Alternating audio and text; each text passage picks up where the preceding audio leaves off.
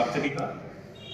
हम लोग विशेष रूप से आए हैं समझने की समूह और पंचायत दोनों का कन्वर्जेंस कैसे होगा। ठीक है, अब इस कन्वर्जेंस में ये बीपीआरपी क्या है, विलेज पावर्टी प्रोटेक्शन प्लान, गांव गरीबी उन्मूलन परियोजना। तो बेसिकली यही समझना है। अगर हम शुद्ध हिंदी में समझे तो बीपीआरपी का मतलब है कि एक मांग योजना है जो कौन बनाएगा, जो समूह की महिला बनाएगी। शुद्ध हिंदी में समझे तो ये एक मांग योजना है जो समूह की महिला बनाएगी और ये कहां जाएगा, ये जाएगा बीपीआरपी बनके ग्राम पंचायत के प्लान में, जिसे हम जीपीडीपी कहते हैं। ये कहां जाएगा, जीपीडीपी में शामिल किया जाएगा। देखिए ध्यान रखना है, इसमें एसएचजी परिवार और एसएचजी के बाहर के अन्य सहायक वर्गों को शामिल करना है। मतलब जो समूह के परिवार हैं उनकी मांग, समूह में कितने लोग हैं, 10 से 12 लोग हैं। हाँ। तो 10 से 12 परिवार के लिए। हाँ। उसके अलावा अगर आपको ये लगता है कि और भी निसहाय परिवार हैं। हाँ। तो उनके लिए भी क्या करना है, आपको ये मांग शामिल करनी है। कहाँ पे, पंचायत के जीपीडीपी में जाएगी। अच्छा। जो ग्राम पंचायत की वार्षिक योजना बनाई जाती है उसमें यही बीपीआरपी आपका शामिल किया जाना है। मोटी मोटा समझ में आ रहा है, बहुत डीप में ना जाइए, मोटी मोटा अगर समझेंगे तो आप चीजों को समझ पाएंगे। ठीक है, अब आगे बढ़ते हैं, कैसे किया जाना है वो समझ लेते हैं। बीपीआरपी के 4 पार्ट, हकदारी, आजीविका, सार्वजनिक वस्तु सेवाएं संसाधन विकास और अगला है सामाजिक विकास योजना। अब जरूरत समझने की ये है कि हकदारी क्या होती है, आजीविका योजना इसको कैसे समझेंगे, क्या होती है, इसको कैसे बनाएंगे। ठीक है, आगे बढ़ा जाए। उस बीपीआरपी को बनाने का क्या स्तर क्या होगा, पहला होगा एसएचजी का मतलब सेल्फ हेल्प ग्रुप, समूह जो है उसको इंग्लिश में एसएचजी कहते हैं। हाँ। तो जिसको समझ में आया तो कुछ चीज का ध्यान रखिए, एसएचजी का मतलब ही समूह हो गया। ठीक है। हाँ। दूसरी क्या चीज है, हकदारी प्रोफाइल एवं योजना तैयार करना, आगे बताएंगे आपको। उसके बाद आजीविका प्रोफाइल एवं योजना तैयार करना, उसका प्राथमिकीकरण करना, मतलब कौन सा किसको प्रायोरिटी पहले देंगे वो चीजें। उसके बाद दूसरा जाएगा वो बीओ स्तर पर। बीओ स्तर पे क्या होगा, मैंने आपको बताया कि वो जो आप समूह स्तर से बनेगा वो बीओ स्तर पे क्या होगा, उसका प्राथमिकीकरण होगा और उसमें क्या होगा ये देखेंगे कौन सा काम पहले करना है वो सामने प्रायोरिटी पर रख करके। उसके बाद सामाजिक विकास योजना तैयार कहाँ होगी, बीओ लेवल पे। ठीक है, यहाँ से वो इकट्ठा करेगा, इस लेवल पे क्या करेगा, संगठित करेगा, उसके बाद इस लेवल पे ला करके ग्राम पंचायत स्तर पर क्या करेगा, उसको सबमिट करेगा। ठीक है, कैसे करेगा, एप्लीकेशन के माध्यम से। एप्लीकेशन मैंने आपको दिखा दिया है। ठीक है, आगे बढ़ते हैं, जो भी चीजें अभी कंफर्म नहीं समझ जाएगी। अब हकदारी योजना क्या है वो समझ लेते हैं। हकदारी योजना जो है ये समूह द्वारा तैयार की गई भागीदारी की मांग योजना है, जो समूह के सबकी भागीदारी से तैयार की गई, समझी बूझी गई एक मांग योजना है। दूसरी बात क्या है, योग्य समूह सदस्यों के द्वारा सीएसएस एसएसएस की मांगों को शामिल करना। सीएसएस का मतलब क्या है, सेंट्रल स्पॉन्सर स्कीम और स्टेट स्पॉन्सर स्कीम। सेंट्रल का मतलब केंद्र सरकार की योजनाएं और राज्य सरकार की जो योजनाएं हैं, ठीक है, उनको क्या करना है, उन्हीं को अपनी मांगों में शामिल करना। उदाहरण के लिए जैसे आवास की योजना है, पेंशन की योजना है, राशन कार्ड की योजना है, मनरेगा जॉब कार्ड की योजना है। ये भी सारी चीजें जो हैं चाहे सेंट्रल की हो चाहे वो स्टेट की हो, उनको क्या करना है, अपनी मांगों में शामिल करना। मतलब आप जो मांग बनाएंगे उसमें इन योजना को शामिल करेंगे, कैसे भी आगे स्पष्ट हो जाएगा। जीपीडीपी में समुदाय की ओर से मांगे गए हकों का अधिकतम समीकरण सुनिश्चित करना है। जो समुदाय से मांगे गए काम हैं उनको निश्चित रूप से अपने ग्राम पंचायत डेवलपमेंट प्लान में पंचायत को सम्मिलित करना है। ठीक है, हकदारी योजना में और क्या है आगे समझ लेते हैं। ये देखिए, ये हकदारी प्रोफाइल है। इस तरह से प्रोफाइल बनेगा जब हम किसी की मांग योजना बनाएंगे तो इस तरह से बनाएंगे। कैसे, घर के मुखिया का नाम, अगर हम कोई मांग योजना बनाएंगे तो ऐसे बनाएंगे, उम्र, वार्ड संख्या, कौन से वार्ड से है, कल वार्ड समझाया था आप लोगों को, वार्ड का नाम क्या है, ये पहले क्या करेंगे, मूल विवरण एक बार हम इसको स्पष्ट कर देंगे। उसके बाद क्या करेंगे, जनसंख्या की प्रोफाइल में डालेंगे हम। दूसरी, किस वर्ग का है, सामाजिक श्रेणी क्या है उसकी, एससी एसटी अल्पसंख्यक ओबीसी जनरल जो भी है उस कैटेगरी को वहां पे हम दर्ज करेंगे। अगली चीज क्या है, फिर हम जाएंगे वर्तमान में हकदारी तक पहुंच, मतलब जो हकदारी योजना बना रहे हैं हम उस परिवार की जिसकी हम ये प्रोफाइल बना रहे हैं उसकी इस हकदारी योजना तक पहुंच है या नहीं, उस चीज को लिखेंगे। जैसे कि सभी सदस्यों से पूछा जाएगा कि अभी किन हकदारियों तक उनकी पहुंच है। उसके बाद जैसे कौन कौन सी हकदारी योजना, MNREGA job card, pension, ration card, Ujjwala gas, अन्य जो भी आपके हिसाब से पंचायतों में नहीं मिली है या सरकार की योजनाएं चल रही हैं वो उन तक पहुंची है या नहीं पहुंची है, उस चीज को पहले हम स्पष्ट कर लेंगे। ठीक है, मिली है तो वहां पे टिक कर देंगे हाँ मिली है, नहीं मिली है तो क्रॉस कर देंगे वहां पे नहीं मिली है। क्योंकि जब ये प्रोफाइल आप बनाएंगे, इसी प्रोफाइल के द्वारा मैंने जो आपको एप्लीकेशन दिखाया उस एप्लीकेशन पे इसी प्रोफाइल के द्वारा वहां पे एंट्री की जाएगी। समझ में आ रहा है? ये चीजें समझ में आई? ये प्रोफाइल हाँ एक बार फिर से समझते हैं। बिल्कुल देखिए, अभी तक हमने इसको 4 पार्ट में समझा, हकदारी, आजीविका, सार्वजनिक सेवाएं एवं सामाजिक सेवाएं। ठीक है, लेकिन सबसे पहला जो हमारा हकदारी प्रोफाइल है उस प्रोफाइल को बनाने का काम करना है हमको ऐसे, इस तरह से हम, क्योंकि कोई भी काम करेंगे, कोई भी योजना बनाएंगे, कुछ भी मांग पत्र बनाएंगे तो उसके पहले हमको इम्पोर्टेंट है सर्वे। जब तक हम एक दूसरे से बैठ के बातचीत नहीं करेंगे, सर्वे नहीं करेंगे, तब तक इस चीज को हम नहीं बना पाएंगे। जिस परिवार के मुखिया का नाम डाल रहे हैं उसकी इस हकदारी तक पहुंच है या, इस चीज को वहां पे हम दर्ज करेंगे। समझ में आ रहा है?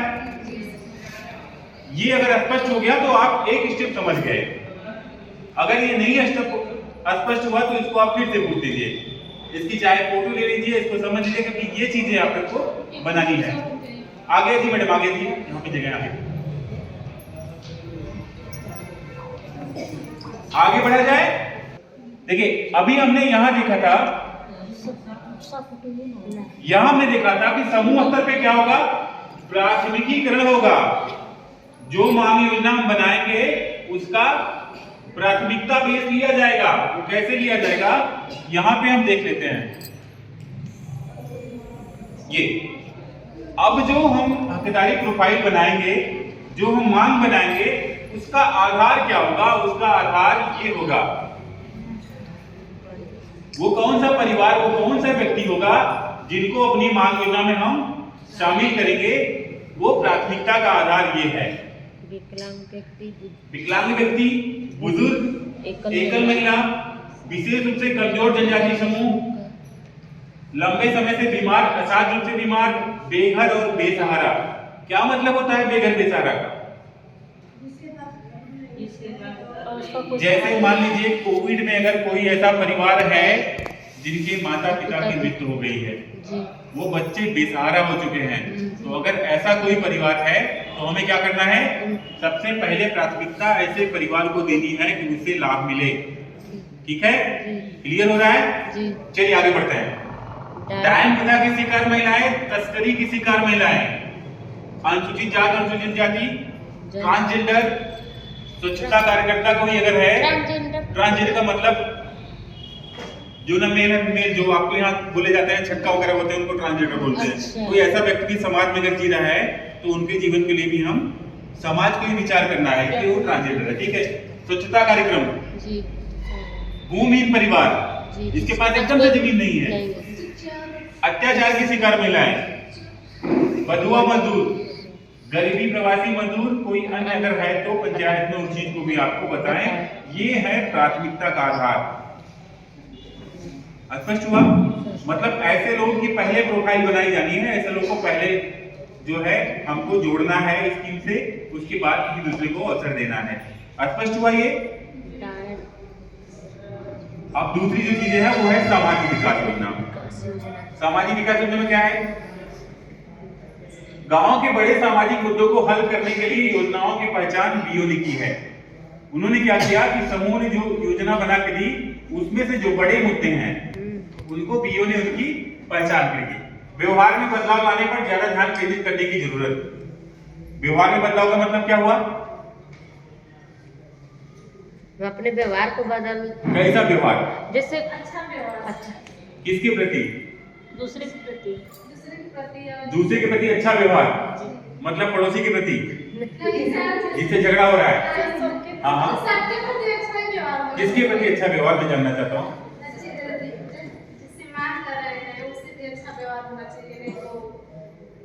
जिससे मांग कर रहे हैं उससे अच्छा व्यवहार, तो मांग तो कर रहे हैं आप, हकदारी ना, वो आपका हक है, आप किसी को व्यवहार की तो बात आई नहीं।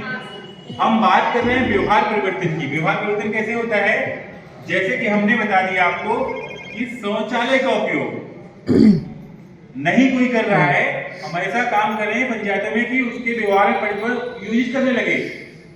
कोई बहुत ज्यादा दारू पी रहा है, नशा बहुत कर रहा है, तो उसके व्यवहार के परिवर्तन में लाए कि वो सुधर जाए।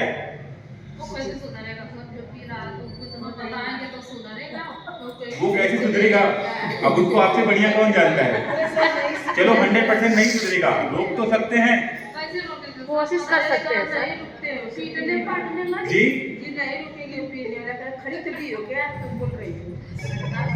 कब तक पिएगा, जब किसी चीज को शुरू करने के पहले ही हम झंडा गाड़ देंगे कि भैया हम नहीं कर पाएंगे, तो जाहिर सी बात है वो चीजें नहीं होती हैं। पहले से ही हिम्मत हार लोगों कि हम नहीं रोक पाएंगे, नहीं छुड़ा पाएंगे। ऐसी ऐसी महिलाएं हैं, मैं बता रहा हूँ ऐसी ऐसी महिलाएं हैं जिन्होंने छुड़वा दी है, ठीका तक लोगों ने बंद करवा दिया हुआ है। हम किसी चीज की मिसाल को नहीं रखते, बस 1-2% यही कि नहीं हो पाएगा। पहले खटिया पकड़ने कुछ हो जाए वो बात अलग है, बाद में स्वस्थ हो जाएंगे फिर शुरू हो जाएंगे, वो चीजें अलग है। समुदाय में इसको रोकने के लिए प्रयास करना चाहिए, और इसको कब रोकना चाहिए, जब ये शुरुआती हो तभी रोकना चाहिए। 1 दिन 2 दिन 10 दिन 20 दिन 25 दिन हो गया तो हम बाद में फिर सो उठ रहे हैं कि चलो अब दारू रोकने की प्रयास, नहीं रुकेगा। जब शुरुआत हो उस चीज की गांव में, कल मैंने एग्जांपल दिया था, अगर आप लोगों ने सुना होगा तो गांव में क्या होता है, जो हमारे बच्चे हैं वो शादी विवाह से शुरू करते हैं सीखना। अरे भाई, तो जिसको रोक सकते हो उसी को रोको ना। हम आगे कहाँ जाएंगे, पूरे देश को बदलने कहाँ जाएंगे, अपने परिवार को बदलने खाली पहले। जी सही बात।